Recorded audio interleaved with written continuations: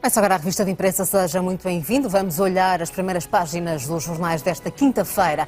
E para o comentário é nosso convidado Nuno Camilo, presidente da Associação de Comerciantes do Porto. Seja muito bem-vindo. Agradeço já a presença nesta revista de imprensa.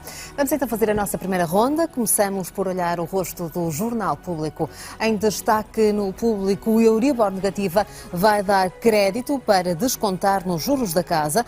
O PS alinha-se com um bloco para a solução que estava congelada há 2 anos. Bancos terão de devolver dinheiro de empréstimos a clientes com os spreads muito baixos, mas apenas quando a Euribor voltar a subir. Em destaque fotográfico, associações ciganas apresentam 100 queixas contra o ódio na internet. Zuckerberg quebra o silêncio e admite que o Facebook errou. O fundador da rede social anuncia mudanças após o escândalo com os dados de milhões de utilizadores. Também neste jornal, a União Europeia arrasta decisões mais difíceis para o verão. O Conselho Europeu arranca sob o signo da divergência. O cenário italiano veio agravar ainda mais a situação. Políticos podem vir a responder por crime nos fogos de outubro. Relatório dos peritos acelera a investigação do Ministério Público. Só a chuva evitou uma catástrofe do dobro do tamanho. Uma entrevista à provedora de Justiça nas páginas do Público desta quinta-feira. Guerra colonial. O corpo militar regressa de Angola, 57 anos após a morte. E última nota deste jornal, no Brasil, o político local tornou-se um alvo a abater. Pelo menos 37 vereadores foram mortos em 2 anos. As suspeitas recaem em milícias de ex-polícias e militares.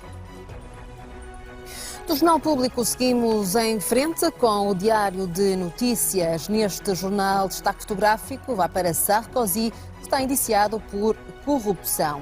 A estreia de Rio com Merkel por uma Europa mais ponderada. Entrevista ao DN no dia em que a líder se encontra em Bruxelas com a família social-democrata europeia. Zuckerberg assume os erros na maior crise do Facebook. O fundador assegurou que já foram dados todos os passos para prevenir os problemas com dados pessoais. Também em destaque no Diário de Notícias, viver na margem sul custa metade de uma renda em Lisboa.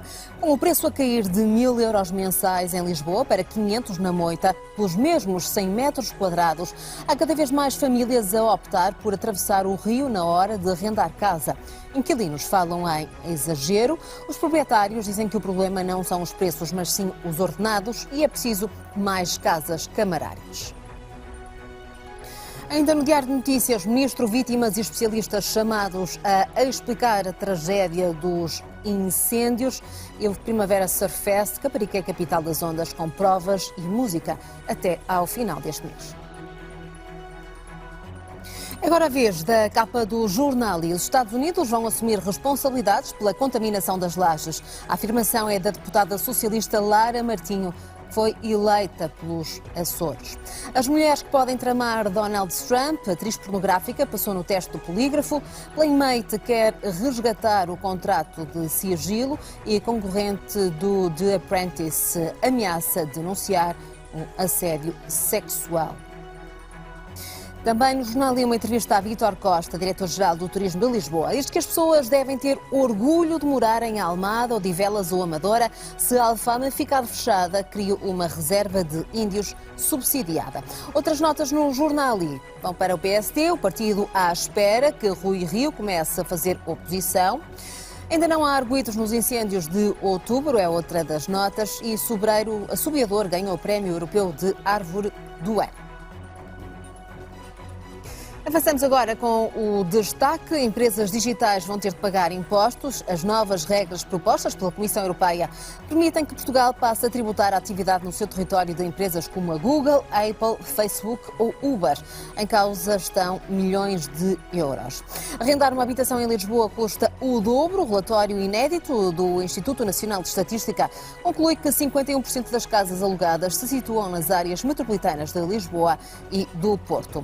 A Ordem dos Médicos ataca a subcontratação. Segundo o bastonário, os 12 milhões de euros pagos a empresas dariam para contratar 3.048 médicos, quando o Serviço Nacional de Saúde precisa de 5.500. Regras do VAR devem aumentar a transparência. Bruno de Carvalho quer passar imagens do sistema nos estádios e proibir os clubes de produzir as transmissões televisivas. O fundador do Facebook aceita mudar as regras, isto na sequência do escândalo que pode resultar numa multa milionária nos Estados Unidos. Mark Zuckerberg admite erros. Agora é a vez de conhecermos o rosto da Visão, um especial de aniversário, faz 25 anos a Visão e nesta edição o título é Portugal ao Espelho, como éramos em 1993, quem somos hoje e como vamos viver em 2043. Já na sábado, o destaque vai para as férias na Páscoa, do Jerez ao Algarve. Há paisagens para descobrir ou até revisitar. Os hotéis estão cheios de charme e de romantismo. Restaurantes a não perder, mas também as celebrações mais espetaculares da quadra, com as ruas cobertas de flores, margens cheias de velas e desfiles iluminados. Também neste jornal, António Costa, escutas entre Costa e Manuel Pizarro apanhadas no processo do plasma. As vidas incríveis de 5 pessoas, um ano depois de operações decisivas, é também outra das propostas da revista Sábado, desta quinta-feira. Então, a primeira ronda nesta revista de imprensa. Nuno Camilo, por onde é que quer começar? Eu começava pelos políticos que podem vir a responder por crimes, dos focos de outubro. Eu diria que estamos perante uma situação inédita, porque ao fim e ao cabo nunca há memória de quando existem problemas no que diz respeito àquilo que é a responsabilidade do Estado, única e exclusivamente só acontecem demissões. E, na verdade, aquilo que tem acontecido, já a ponte de Entre os Rios e outros desastres que aconteceram e problemas estruturais que aconteceram destas dimensões, única e exclusivamente só houve uma consequência, que foi a consequência política da demissão, e nunca houve nenhuma consequência do que diz respeito à responsabilidade criminal que poderia advir daí. Todos os relatórios são sempre muito redondos, apesar deste relatório ser um bocadinho mais corrosivo e responsabilizar muito e atacar bastante responsabilidades políticas, e não só para o Governo, mas vamos esperar pelas entidades competentes que façam aquilo que é a sua atividade, a investigação e toda a parte de inquérito, para depois vermos se, na verdade, existe alguma tipologia de crime que possa ter algum tipo de sanção a aplicar. Sim, de facto o Governo é o principal visado no relatório da Comissão Técnica Independente aos incêndios de outubro, mas sobre a atuação do Governo, o Governo estará em negação em relação às suas responsabilidades nesta tragédia? Sim, se nós formos a ver, ao fim e ao cabo, desde que aconteceu este problema de outubro, a Ministra foi essencialmente sacrificada, essencialmente com a ideia de tentar limpar a imagem do Governo, e foi sempre um constante maranhal de problemas. Acresce também que, se nós dermos conta, o Governo, ao fim e ao cabo, o que fez e o que desenvolveu até agora não vai resolver o problema agora para o presente ano no que diz respeito aos incêndios, porque está-se a deitar dinheiro para cima do problema e não estão a ser tomadas medidas estruturais, e vemos o Governo a fugir à responsabilidade que era de assumir aquilo que são os problemas estruturais no que diz respeito aos incêndios. Este relatório aponta para 20% dos incêndios que tiveram origem em causas negligentes. Portanto, a prevenção está em causa, e eu pergunto-lhe também se os portugueses ganharam ou não, depois desta tragédia e ao longo deste inverno, alguma consciencialização em relação a este tema, e se de facto há uma mudança de atitude e uma aposta na prevenção. A primeira aposta na prevenção é que nós vemos uma necessidade de profissionalizar os bombeiros, e vemos a criação de já cursos para profissionalizar bombeiros e para terem uma atividade e um reconhecimento do ponto de vista profissional. A nível nacional, o que nós temos é muito voluntarismo e muita força de vontade, infelizmente, no bom sentido, mas do ponto de vista estrutural, infelizmente, porque não têm muitas vezes não só recursos, mas também técnicas e capacidade de poderem responder.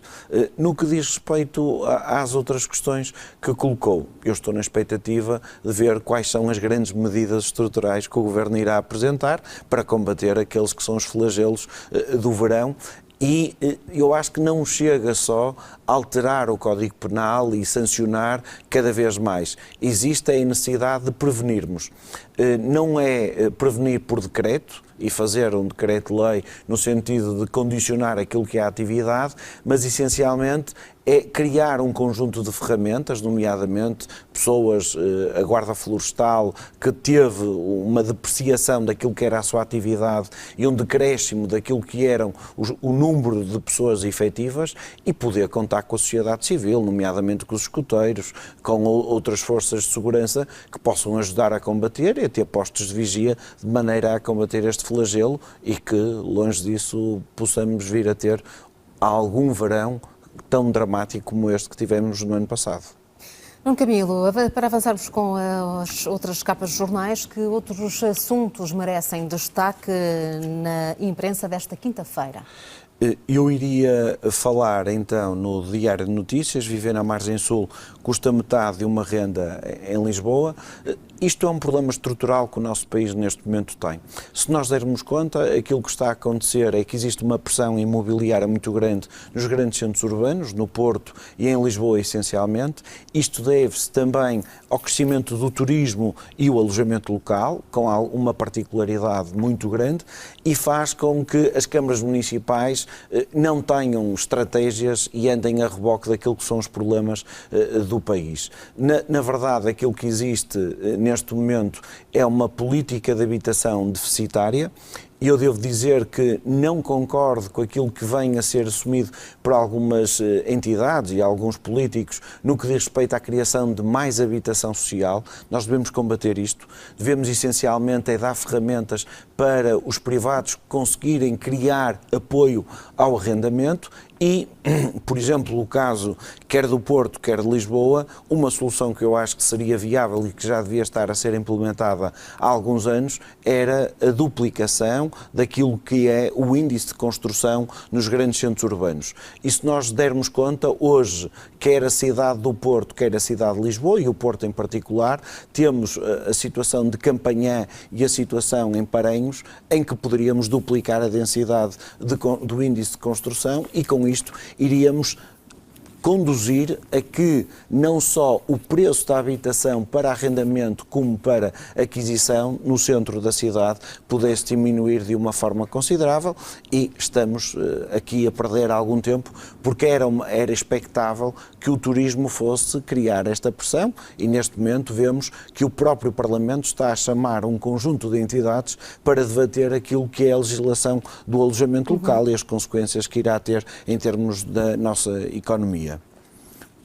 Depois seguimos com o Jornal I. Uma nota aqui para o PSD, o partido à espera que Rui Rio comece a fazer oposição. Bem, Rui Rio teve um início de mandato muito peculiar, mas se nós olharmos para aquilo que foi o seu mandato na Câmara Municipal do Porto, rapidamente percebemos que este é o estilo combativo que Rui Rio muitas vezes gosta. Vemos também que houve uma situação completamente fora do contexto, que é o caso de Feliciano Barreiras Duarte, o secretário-geral, que, ao fim e ao cabo, pôs em causa muito daquilo que era aquela credibilidade que o Rui Rio tem e foi galardoado durante muitos anos na cidade do Porto, e que ainda continua a tê-lo, como é óbvio. Agora vemos é que neste momento existem um conjunto de medidas que o PST e de propostas tem que começar a avançar, e esperemos que dentro em breve o PST consiga estar concentrado neste momento para fazer oposição ao país, entenda-se, ao Governo, e que possa apresentar um conjunto de medidas e soluções, porque as eleições legislativas de 2019 estão aí e o tempo é muito curto para os portugueses absorverem essa informação toda. E depois das polémicas que temos assistido nos últimos tempos, Rui Rio sai fragilizado ou não? Bem, eu diria que é algo que nós não podemos descurar, que isto fragiliza sempre alguma coisa, é óbvio. E quer queiramos, quer não, por muito que as pessoas não pensem que o Rui Rio possa sair fragilizado, ao fim e ao cabo foi uma pessoa que ele escolheu para a equipa. E este é o problema de, num país ter que escolher uma equipa de diferentes pontos e em que não se conhece muitas vezes, em que a relação de proximidade não é muito e às vezes as pessoas são sugeridas, são indicadas por terceiros, cheios de boa fé, mas depois acontecem estes erros que muitas vezes criam situações desagradáveis e que podem, ao fim e ao cabo, travar aquilo que seria a estratégia de comunicação do Rui Rio, que agora teve que voltar atrás e começar de novo. Mais um tema muito rapidamente, Nuno Camilo, antes de avançarmos com outras capas dos jornais.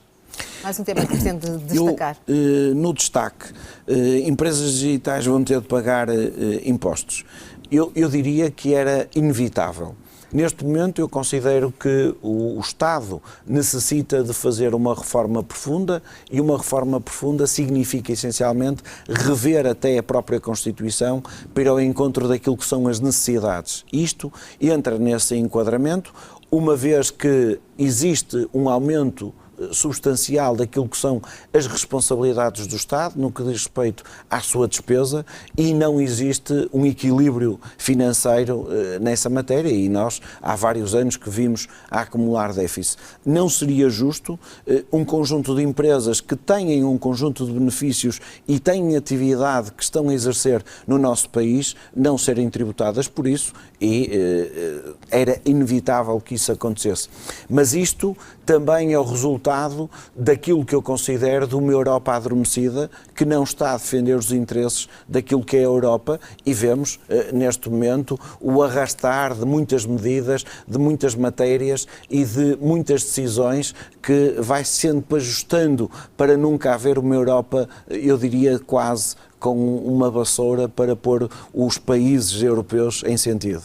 Já voltamos a conversar porque fazemos agora uma nova ronda pela imprensa, agora olhando a primeira página do Jornal de Notícias desta quinta-feira, no JN. Em manchetes, linhas perigosas só têm obras no próximo ano. O Governo apresentou a modernização em 2016, mas os prazos derraparam. No troço entre Ovar e Vila Nova de Gaia, o percurso é feito de solavancos e constantes reduções de velocidade. Uma nota também para o relatório sobre os incêndios de outubro. Os peritos criticam regras para a limpeza das matas. Professores apanhados a promover viagens de finalistas, docentes organizavam e faziam de guias turísticos. O Ministério proíbe o envolvimento das escolas e prepara sanções disciplinares. Tragédia em França, bloqueadas verbas a famílias de imigrantes. Em Vila do Conde, o Estado promete pagar ao Hospital Senhor do Bonfim. Em Aroca, há uma aldeia deserta que está à venda na Serra da Freita.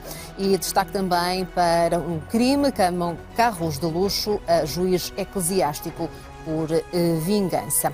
No Benfica, Filipe Vieira garante baixar o passivo em 100 milhões de euros e ainda uma entrevista ao candidato à presidência do Vitória de Guimarães, Júlio Mendes, que diz que o Vitória não pode cair nas mãos de privados.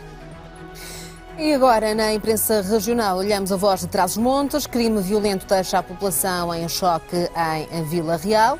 Derrocada faz comboio descarrilar com 35 passageiros. O Alto Tâmega quer atrair jovens com formação superior. E a Expo Trás-os-Montes anulada por falta de entendimentos entre os autarcas. Em Alijó, apresentado um projeto pioneiro para combater os incêndios.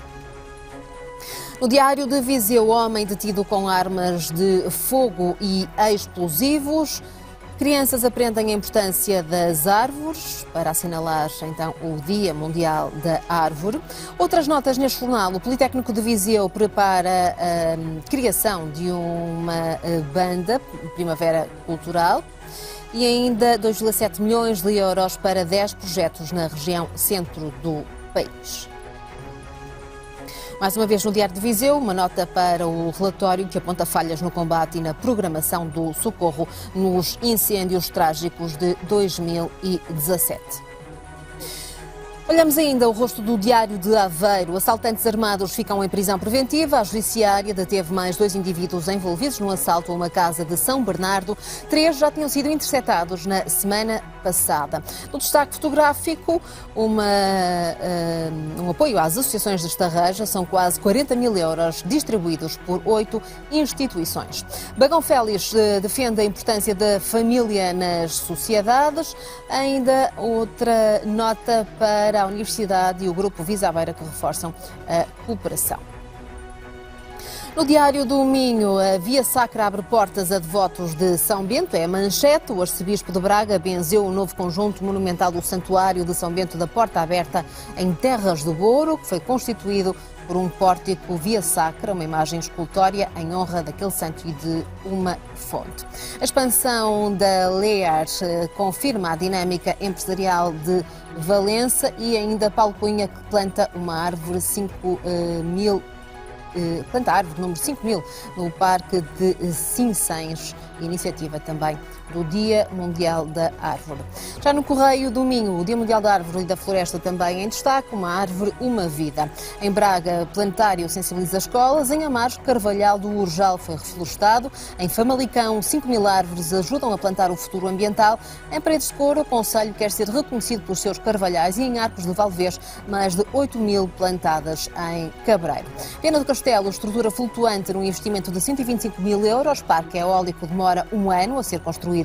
Em Braga, freguesias do Centro Histórico querem associação. Vila Nova de Famalicão, novos projetos criaram 519 postos de trabalho. É também outra das referências do Correio do Minho desta quinta-feira. E temos agora 3 minutos para terminar, por isso, Nuno Camilo, últimos temas que merecem destaque. Na revista Sábado destacava a notícia entre Costa e Manuel Pizarro apanhados em processo de plasma. Eu devo dizer que reconheço a Manuel Pizarro uma pessoa íntegra e estou crente e quero acreditar que será 100% isto que eu vou dizer que terá a acontecer, que Manuel Pizarro nunca entrou em qualquer tipo de confusão, única e exclusivamente, deveria, como secretário de Estado, ter recebido alguma instrução de algum superior hierárquico, entenda-se algum ministro ou algum primeiro-ministro, neste caso José Sócrates, no sentido de poder dar andamento àquilo que era o processo do plasma, e não vejo qualquer ponto que possa beliscar aquilo que é a integridade de Manuel Pizarro. No que diz respeito ao JN, gostaria de destacar duas notícias. Vila do Conde, Estado promete pagar ao Hospital Senhor do Bonfim. Portanto, o que eu vejo aqui é algo que já falei anteriormente e defendo que nós, enquanto região do turismo do Porto e Norte e também da Associação de Turismo do Porto, deveríamos estar a defender aquilo que é o turismo da saúde. Hoje temos um conjunto de equipamentos na região que estão a sofrer problemas no que diz respeito ao seu financiamento e também pelos atrasos do Estado no que diz efeito aos pagamentos, e isto é consequência das retenções que o Estado tem feito no Orçamento de Estado e as cativações orçamentais, mas na verdade poderíamos estar a ultrapassar estes problemas estruturais com uma fragmentação daquilo que é o turismo. Deveríamos estar a vender já o turismo da saúde, não só pelos equipamentos que temos do setor privado, como também pela qualidade dos médicos e dos equipamentos que temos. Significava isto que hoje poderíamos estar não só vocacionados para o turismo low cost, muitas vezes, mas estar fragmentados para o turismo da saúde, para o turismo religioso, para o turismo gastronómico, para o turismo dos eventos, e isso fazia com que o Porto não tivesse tão dependente de um só setor, porque estaríamos com muitas janelas abertas para entrarem turistas de outras áreas. No que diz respeito à entrevista do Júlio Mendes, não tive a oportunidade de ler, mas devo dizer que reconheço em Júlio Mendes há uma pessoa e um presidente que fez algo muito relevante pela Vitória e que, infelizmente, nestes últimos tempos teve alguns azares no que diz respeito aos resultados, mas estou convicto que irá ganhar as próximas eleições. Muito bem, Nuno Camilo, agradeço mais uma vez a sua presença nesta revista de imprensa. Muito obrigada. Foi um gosto tê-lo connosco. Temos hoje por aqui, temos encontro marcado amanhã para mais uma ronda pelas primeiras páginas dos jornais. Boa noite e até amanhã.